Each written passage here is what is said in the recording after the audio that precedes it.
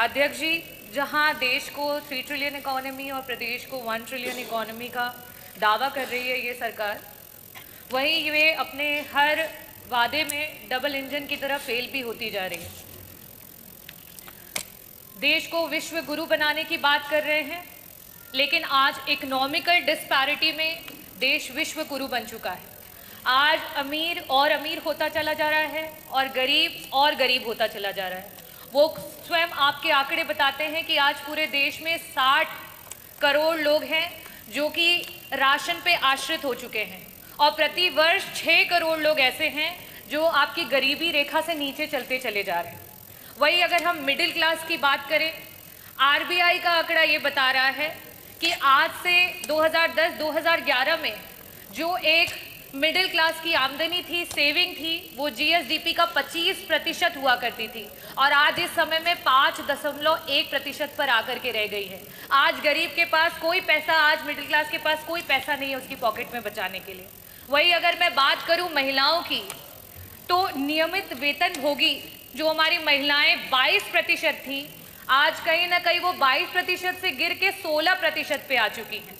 हम 1 trillion economy की अर्थव्यवस्था की बात कर रहे हैं, लेकिन हमारी 6 करोड़ की आबादी प्रति वर्ष गरीबी रेखा के नीचे चलती चली जा रही है।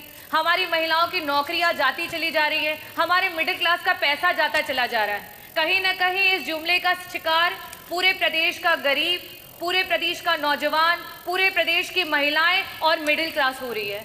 मेरा प्रश्न जो था वो अर्थव्यवस्था से लेकर के था कि 1 ट्रिलियन इकोनॉमी प्रदेश कब तक पहुंचा देगा, और साथ ही साथ मेरा प्रश्न था कि वो कौन कौन से विभाग हैं जो सबसे ज़्यादा और सबसे कम कंट्रीब्यूट कर रहे हैं और उनको किस तरीके से उनके कंट्रीब्यूशन को बढ़ाया जाएगा। मंत्री जी, जो जवाब आया है उसमें विभिन्न प्रमुख सचिव जो इसके लिए रिस्पॉन्सिबल हैं उन विभागों के नाम आए हैं, लेकिन किसका कितना % कंट्रीब्यूशन है, क्यों कम है, कैसे ज़्यादा होगा, उसकी कोई भी इसमें वर्णन नहीं दिया गया है। मंत्री जी, जो डेटाज अवेलेबल हैं आपके और गवर्नमेंट के, उसके अनुसार एग्रीकल्चर डिपार्टमेंट, इंडस्ट्रियल डिपार्टमेंट और एम्प्लॉयमेंट, ये तीनों मिलकर के ही हमारी अर्थव्यवस्था को सुधार कर सकता है। और आज स्थिति ये है कि अगर हम पिछले वर्ष से अभी के ग्रोथ रेट की बात करें, अगर जिस ग्रोथ रेट से हम चल रहे हैं, आज से आगे आने 20 से 25 सालों में भी हम 1 ट्रिलियन इकोनॉमी तक नहीं पहुंच सकते हैं। हमें 20% ग्रोथ रेट की आवश्यकता है और यहाँ हमारा ग्रोथ रेट 10% मीन अगर हम देखें तो सिर्फ वहाँ तक पहुँच पाया। मेरा आपसे प्रश्न ये है कि ये 1 ट्रिलियन इकोनॉमी के जुमले में जो हमारे गरीबी रेखा के नीचे जा रहे लोग हैं, उनको वापस से ऊपर उठाने के लिए सरकार की कोई नीति आने वाली है? जो हमारी मिडिल क्लास है, जिसकी 25% जीएसडीपी तक की सेविंग्स हुआ करती थी, आज 5% हो गई है, उस मिडिल क्लास की पॉकेट से वापस भरने के लिए क्या सरकार की कोई नीति आने वाली है? जो हमारी महिलाएं 22% तक थी, उन्हें बढ़ा करके आगे लेकर के जाना चाहिए, आज 16% पे आ चुकी हैं। उन महिलाओं को वापस से नौकरी पे लाने के लिए सरकार की कोई योजना है? और साथ ही साथ मंत्री जी, विभागों का वर्णन आपने तो नहीं दिया, मैं आपसे दूसरा यह सवाल करना चाहूँगी कि एग्रीकल्चर डिपार्टमेंट को 4 गुना काम करना पड़ेगा, हमारे इंडस्ट्री डिपार्टमेंट को 3.5 गुना काम करना पड़ेगा और एम्प्लॉयमेंट रेट को 4 गुना काम करना पड़ेगा, जब आप पिछले 2017 से लेकर के 2025 तक उस ग्रोथ रेट को नहीं कवर कर पाए हैं, तो आगे आने वाले समय में आप 5 साल का दावा कर रहे हैं कि 5 साल में आप 1 ट्रिलियन इकोनॉमी बनाएंगे, आप कैसे बनाएंगे? और मैं पूरी उम्मीद करती हूँ कि मंत्री जी जब भी जवाब देते हैं बहुत ही डेटाज के साथ देते हैं। मैंने जिस तरीके से जीएसडीपी का 25% का डेटा रखा है, महिलाओं का डेटा रखा है, साथ में गरीबी रेखा से प्रति वर्ष जिस तरीके से लोग नीचे आते जा रहे हैं उनका डेटा रखा है, मैं पूरी उम्मीद करती हूँ कि उस डेटाज के साथ ही जवाब मिलेगा। बहुत बहुत धन्यवाद। उत्तर प्रदेश ने $1 ट्रिलियन की इकोनॉमी बनाने के लक्ष्य को रखा है और भारत 3 नहीं बल्कि 5 ट्रिलियन की इकोनॉमी बनने के दिशा में अग्रसर हुआ है। आपकी पीड़ा को मैं समझ सकता हूं, क्योंकि जो आपके नेता बोलते हैं कि भारत कभी विकसित देश नहीं बन सकता, तो आप तो उनका अनुसरण करेंगे ही करेंगे कि उत्तर प्रदेश कभी $1 ट्रिलियन की इकोनॉमी नहीं बन सकता। ये वक्तव्य आपका अपनी पार्टी के अनुसार, समाजवादी पार्टी की मंशा के अनुरूप उपयुक्त ही है, लेकिन भारत आज दुनिया की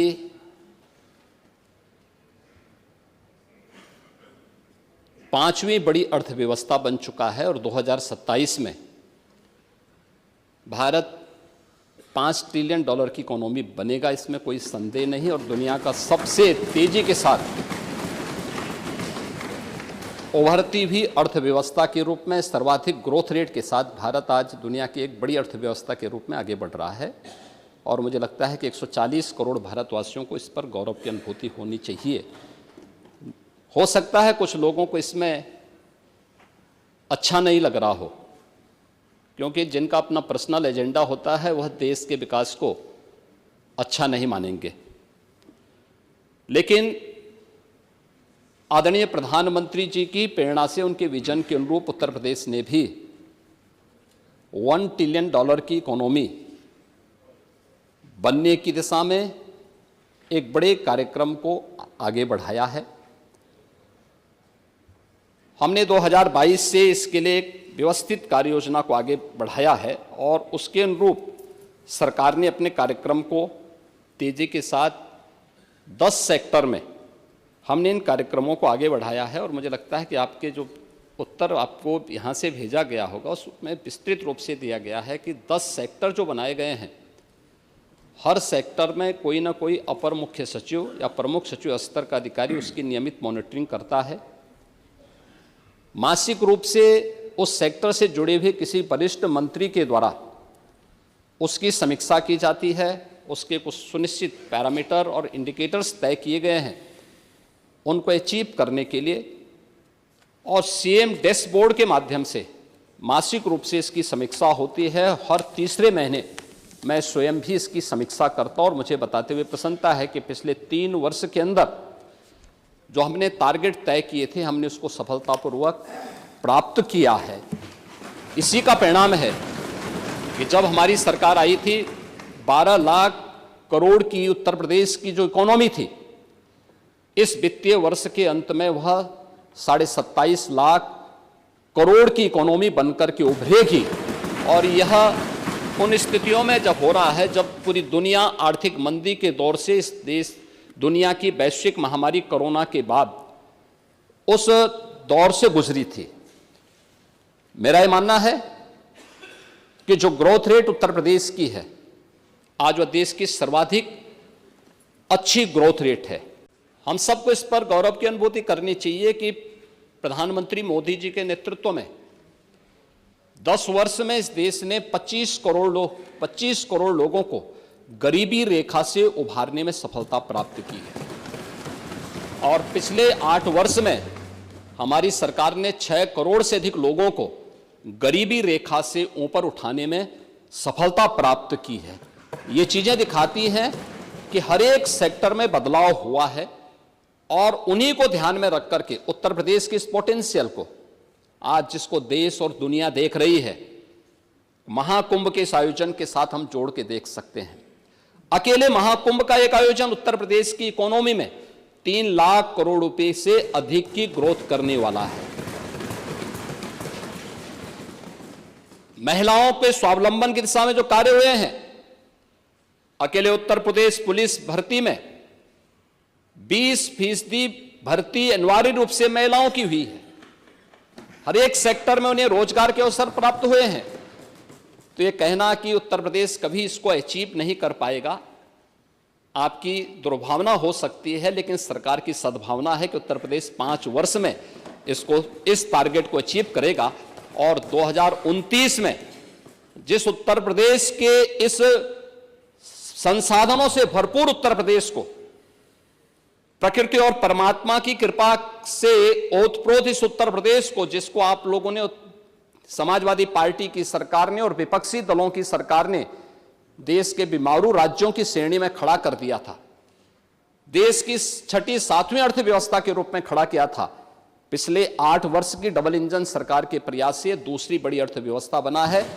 और 29 में उत्तर प्रदेश $1 ट्रिलियन की इकोनॉमी भी बनेगा और देश की सबसे बड़ी अर्थव्यवस्था भी बनेगा। इस बात के लिए मैं पूरे सदन को आश्वस्त करता हूं। अगर आप ये खबर फेसबुक पर देख रहे हैं तो वीडियो को लाइक करके पेज को फॉलो करें। इसके अलावा अगर आप इस खबर से यूट्यूब के जरिए जुड़े हैं तो चैनल को सब्सक्राइब करके बेल आइकन दबाना बिल्कुल ना भूलें।